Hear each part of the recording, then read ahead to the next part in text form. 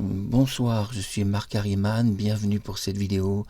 Le Windows 11, le système d'exploitation, est-il meilleur que le Windows 10? La réponse est oui. Nous allons voir ça avec la caméra embarquée de votre système d'exploitation. Cliquez sur la pile qui est en bas dans votre barre de tâches et faites un clic sur le paramètre de votre ordinateur Windows 11, qui est un système d'exploitation Microsoft. Ici, nous voyons que si nous descendons la molette, donc vous avez une souris, vous descendez la molette de votre souris et nous voyons ici certains réglages. Donc nous avons les réglages Wi-Fi, etc. Si nous allons sur Système, nous avons regardé certains réglages. Et puis tous ces réglages sont importants. Nous retournons sur la maison. Et parfois, vous devrez cliquer 2 fois sur la maison pour qu'apparaisse l'option caméra. Si l'option caméra n'apparaît pas, vous cliquez sur Système une fois ou sur Bluetooth et puis vous revenez sur la maison. Mais la maison centrale doit ouvrir. Cette maison, c'est l'icône qui est ici, doit ouvrir la caméra et ses réglages. Si nous cliquons sur caméra, nous découvrons que j'utilise un logiciel tierce qui s'appelle Movavi Suite 2020 et en effet j'ai donné une autorisation au logiciel Movavi pour enregistrer ma caméra interne ou externe parce que Movavi fait de très bonnes vidéos. Mais là, nous n'utiliserons pas Movavi, nous allons utiliser uniquement la caméra qui est embarquée sur votre PC. Quand vous achetez un ordinateur, vous avez une caméra. Et ma caméra était une mauvaise caméra sur mon PC qui était en 680 lignes. Et je ne m'enregistrais jamais avec cette caméra parce qu'elle avait plein de défauts. Beaucoup de bruit d'image, c'est-à-dire qu'on ne pouvait pas s'enregistrer la nuit. Et avec Windows 11, tout change. Nous avons la possibilité, nous avons l'accès de la caméra et la vie privée. Et nous avons l'USB caméra, il s'agit d'un USB interne. L'USB interne, c'est l'USB qui est vendu à l'intérieur de votre ordinateur. Il ne s'agit pas d'un port USB extérieur. Mais alors pourquoi, si c'est un port interne dont vous n'avez aucun accès, comment se fait-il que ça porte le nom de USB? Eh bien, il existe un USB interne dans tous les logiciels d'exploitation Microsoft et je vais vous parler de ça, mais voyons la caméra. Je suis face à cette caméra qui est une caméra donc embarquée sur le Windows système d'exploitation 11. La caméra est une très très belle caméra. Je vous retrouve, je suis Marc Harriman. Ce qui est différent dans cette caméra, c'est qu'il y a des réglages point par point, et surtout que cette caméra, qui est généralement une très mauvaise caméra sur vos PC, c'est-à-dire la caméra embarquée de vos PC est toujours de très mauvaise qualité, ça change. C'est une caméra de bonne qualité et je dois reconnaître que ça m'a choqué de voir qu'on est en HDR au niveau de la qualité, puisque Windows s'est mis à l'HDR pour vos vidéos, mais c'est aussi vrai pour la caméra. Il n'y a aucun défaut d'arrière-plan et aucune pixelisation de l'image, c'est ce qui change. Microsoft a mieux maîtrisé son système et la caméra qui était une caméra minable de mon PC, une caméra qui valait rien, devient une caméra pratiquement professionnelle. Donc bien sûr vous pouvez acheter une caméra USB extérieure, on appelle ça une externe. On appelle ça l'USB externe parce qu'il existe une USB interne et les gens l'ignorent. Beaucoup de jeunes qui font des vidéos ignorent qu'il existe une USB, je répète, une USB interne. C'est la raison pour laquelle, comme il existe une caméra USB interne à votre PC, les ports USB externes portent le nom de externe, car il existe un USB interne. Et ça, il n'y a aucune vidéo sur YouTube qui explique que Microsoft a incorporé un système de USB interne à votre PC et pas externe. Je voulais préciser ce point professionnel puisque je monte des ordinateurs, je répare des ordinateurs, j'ai réparé pour la police, pour l'armée, pour des gens de la sécurité, pour des civils gratuitement parce que l'argent ne m'intéresse pas. Et nous allons voir cette différence. Cette différence, c'est l'image est de belle qualité. Hein, vous voyez, donc je suis en chair, le gamma est maîtrisé, c'est-à-dire que Microsoft a incorporé un réglage gamma qui est de très bonne qualité. On voit que Mon visage est bien, le gamma est bien respecté, c'est-à-dire qu'il y a un réglage pré-gamma qui est excellent de sa caméra interne, mais lié au système Windows 11 uniquement. C'est pas lié à la caméra, parce que si cette caméra, on lui met un logiciel d'exploitation Windows 10, la caméra est pourrie, avec des erreurs partout, des ralentissements d'image et beaucoup de bruit dans l'image. Alors, vous voyez que je peux toucher mon visage. C'est une caméra qui capte bien en chair le visage. Qu'est-ce qui change dans cette caméra? On a le système basique, on peut disable la USB caméra interne et no externe. Nous pouvons régler la brillance de l'image. On peut rendre la brillance de l'image très basse et donc on va assombrir le système d'image, ce qui me permet, par exemple, regardez, je me mets un peu sur les côtés, ce qui permet de voir le visage beaucoup plus en chair. Et dans le cinéma, les images sont pas assez sombres par rapport aux acteurs et je pense qu'il y a beaucoup d'erreurs. Nous pouvons mettre le système très très clair. Et à ce moment-là, le visage est écrasé par la lumière et vous voyez, on ne reconnaît même plus mon visage. Et ça, c'est des choses à ne jamais faire. Donc on doit reconnaître le visage doit être bien en chair.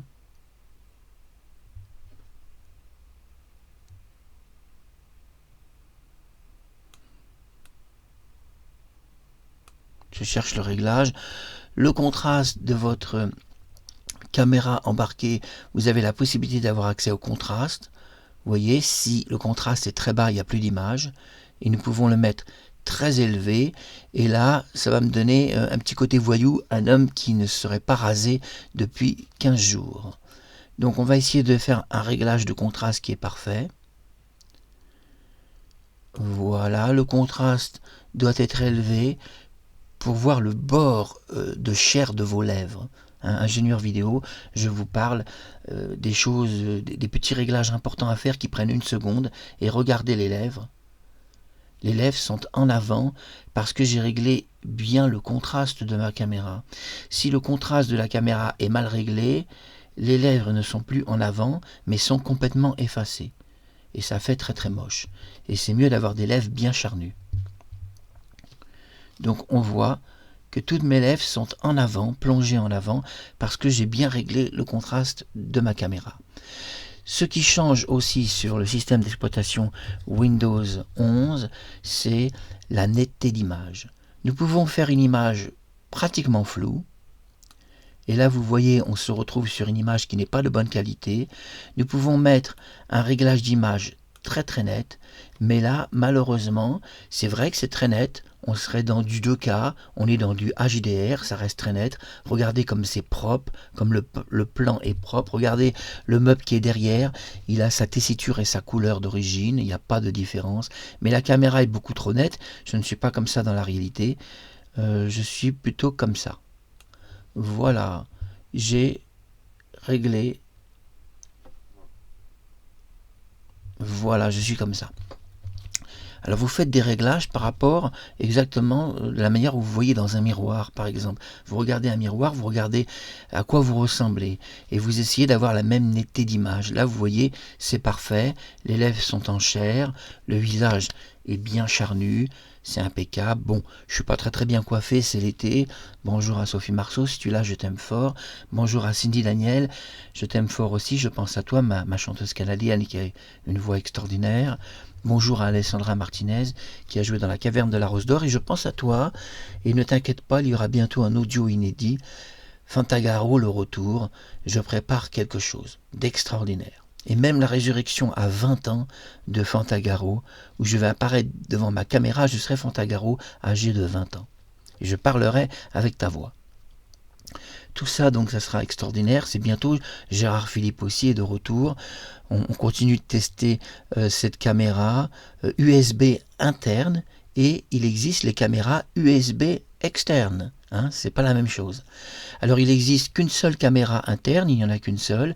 C'est la caméra qui est embarquée sur votre système d'exploitation Microsoft, que ce soit 7, 8, 10, il est clair qu'une caméra est toujours un système USB interne et USB externe. Ça dépend la caméra. Là, c'est une USB caméra interne qui fait partie du PC. Voilà, j'ai essayé de préciser les choses, c'était important. On voit qu'on a la saturation. Alors, qu'est-ce qui change? La saturation, c'est très bien parce que je peux décider sur ma caméra d'être en noir et blanc. Et vous voyez, je me retrouve en noir et blanc. Et là, si je me retrouve en noir et blanc, ça change un petit peu les choses. Mais au fond, c'est vrai que dans les années 70, les caméras étaient en noir et blanc. Et que peut-être cette magie nous manque. Peut-être que les caméras sont trop aujourd'hui parfaites, des couleurs sublimes. C'est vrai que là, je peux vous dire que ce système d'exploitation Windows 11 est bluffant. Il est bluffant parce que la caméra embarquée se met à devenir une super caméra super nette, alors que je peux vous dire que la caméra qui me filme est une version de 680 images qui a été boostée par le système d'exploitation qui en fait une caméra de 2K technologie. Quand même, on peut apprécier cela. Alors évidemment, vous allez pouvoir faire des vidéos en 4K très facilement et même 8K. Ça va poser aucun problème. Par exemple, pour une caméra de 2K, votre caméra pourrait être convertie en image 8K sans aucun problème. La saturation de l'image qui permet d'avoir une image en noir et blanc, et c'est super sympa. Bonjour aussi à Claude-François Junior, je pense à toi, mon bébé, je t'aime fort. Et puis bonjour à la capitaine des Claudettes et à toutes les Claudettes et à la sœur de Claude. Donc Marie-Josée, bonjour Marie-Josée, c'est Marc Harriman, je cherchais mon nom. Alors, la saturation, c'est superbe. Et si nous augmentons la couleur de l'image, regardez, nous pouvons aller dans les extrêmes.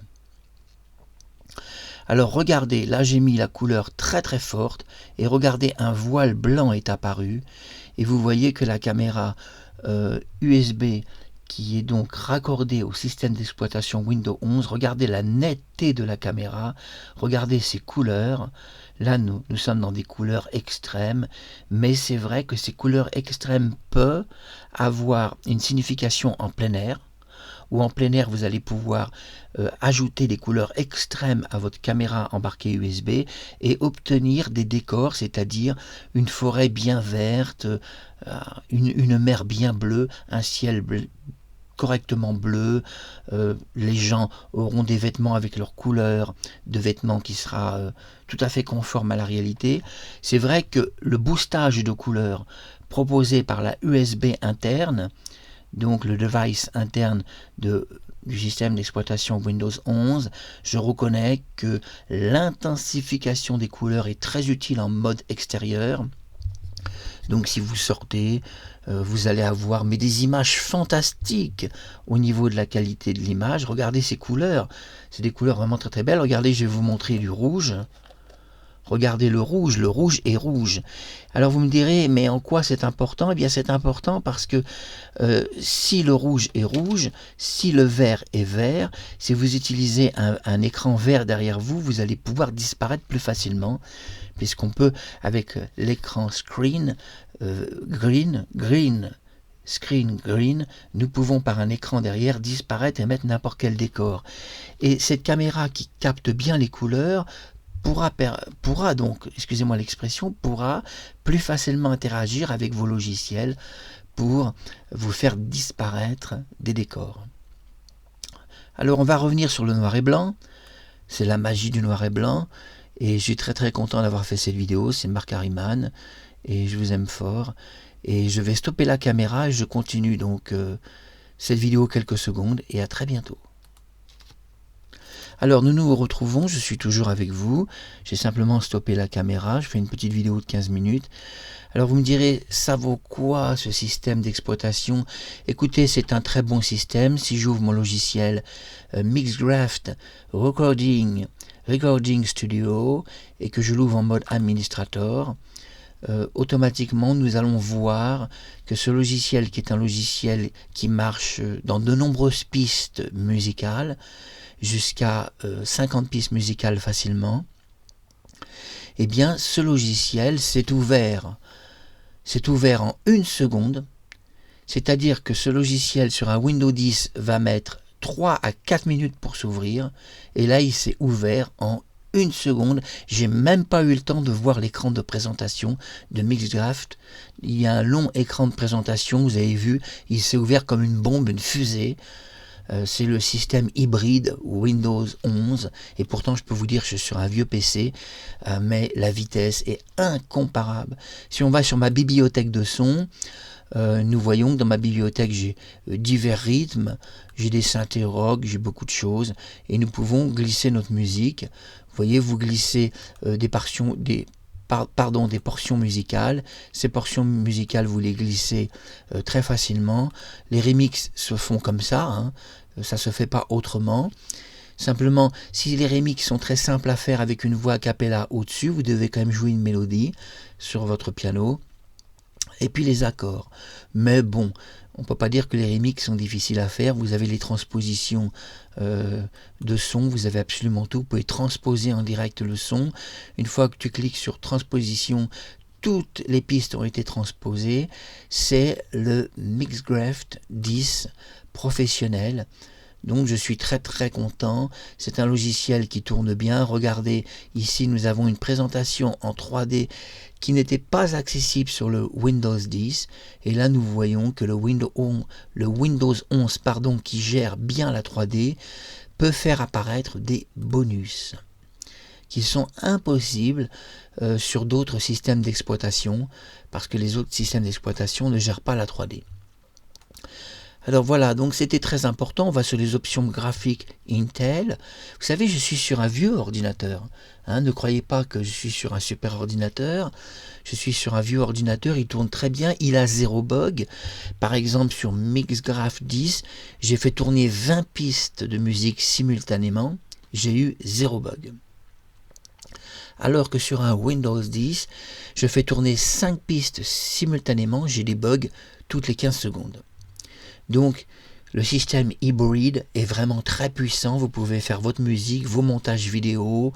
Attention, il est rapide et il est puissant. La conversion vidéo aussi. Il a aussi le système d'accélération de conversion vidéo.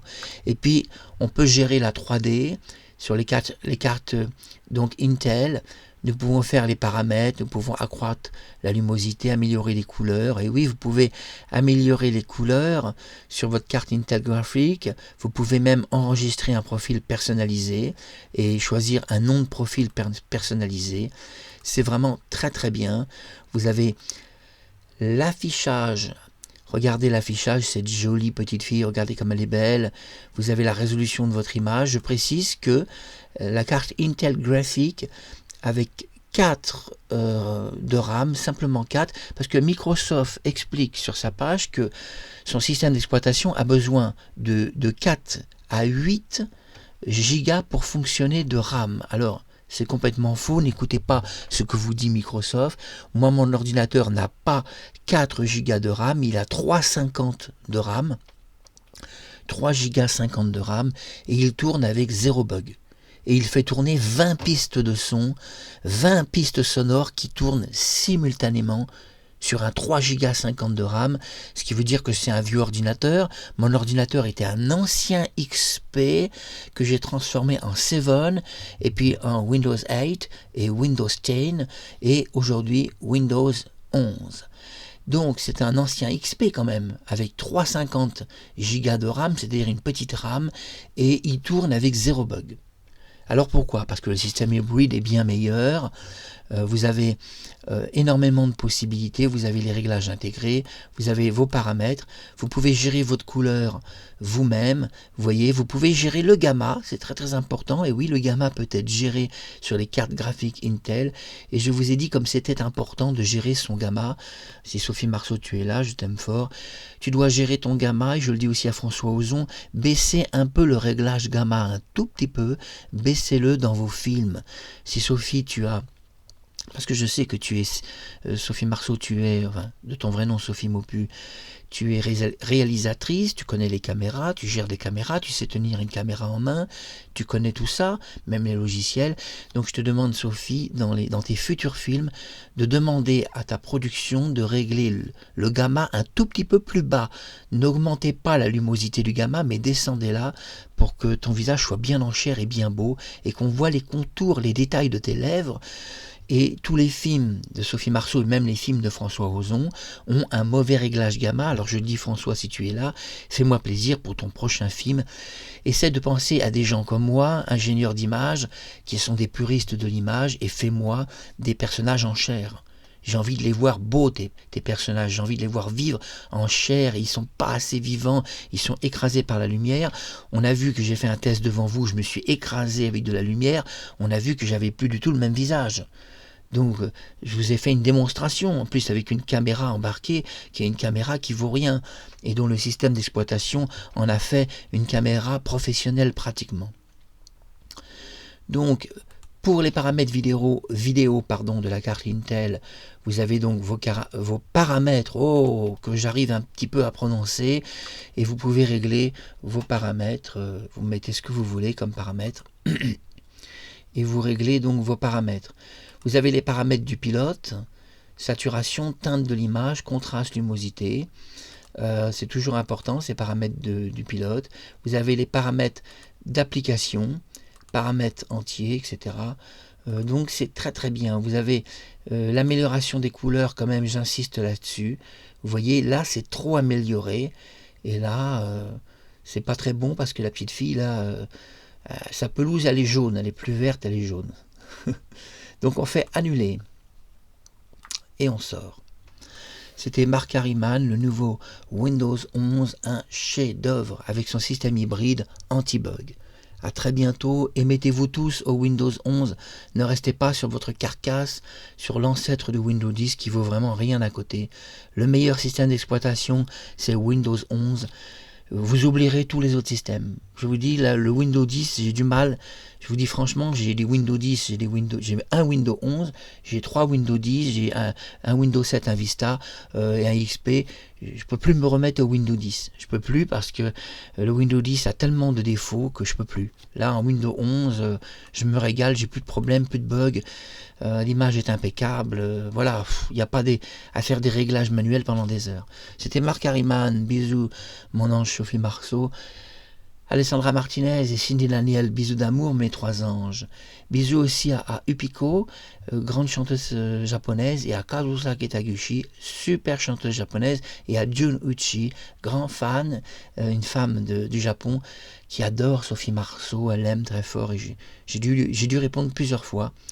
Elle me questionnait sur Sophie et j'ai répondu. Bisous et à bientôt.